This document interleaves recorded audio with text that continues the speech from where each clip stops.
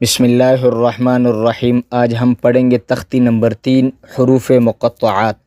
حروف مقطعات کو لوح قرآنی بھی کہا جاتا ہے۔ حروف مقطعات یا لوح قرآنی اکثر دیکھنے میں آیا ہے کہ گھروں میں، دکانوں میں یا کاروبار کی جگہ پر فریم میں دیواروں پر لگا دیکھا ہے۔ یہ صرف اس لیے کہ یہ موجب برکت ہے۔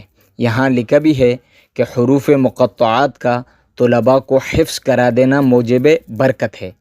اس لیے حضرت مولانا قاری فتح محمد رحمہ اللہ علیہ نے، جس نے نورانی قاعدہ لکھا ہے، اس نے اس کو تختی نمبر 3 پر اس لیے رکھا ہے کہ جب پڑھنے والے، دیکھنے والے، سننے والے قرآن سیکھنے کے لیے جب نورانی قاعدہ پڑھتے ہیں تو حروف ہجہ، حروف تہجی، حروف مرکبات کی آدھی شکلیں، مختلف شکلیں، یہ سیکھنے کے بعد آگے بڑھنے سے پہلے برکت کے لیے حروف مقطعات کو پڑھ لیں، کیونکہ آنے والے جو سبق ہیں وہ بہت زیادہ اہم ہے کہ ان کو سیکھنے کے بعد قرآن حکیم آسانی سے پڑھا جا سکتا ہے۔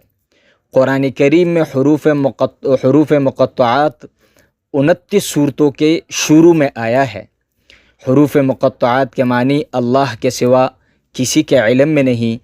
بعض علماء کا فرمانا ہے کہ حروف مقطعات حضور صلی اللہ علیہ وسلم کو بھی اللہ جل شانہ نے اس کے معنی بتا دیے تھے، لہٰذا یہ اللہ اور اس کے رسول صلی اللہ علیہ وسلم کے درمیان ایک راز ہے جو امت کے علم میں نہیں۔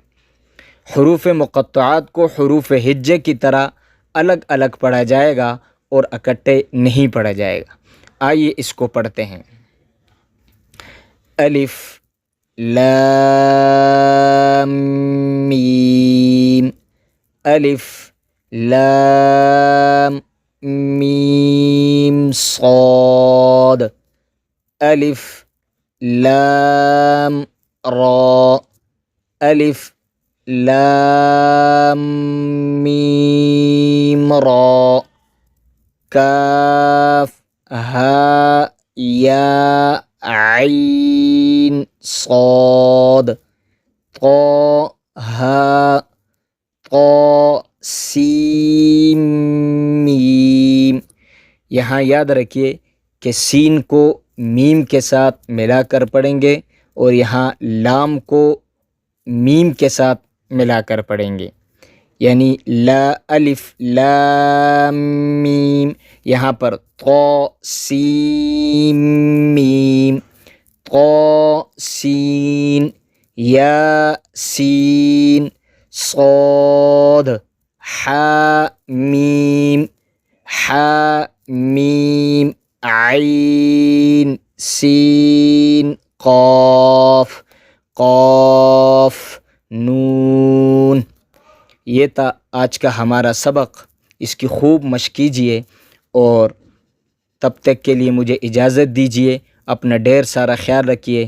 چینل کو سبسکرائب کیجیے، لائک کیجیے، دوستوں سے شیئر کیجیے۔ اللہ حافظ۔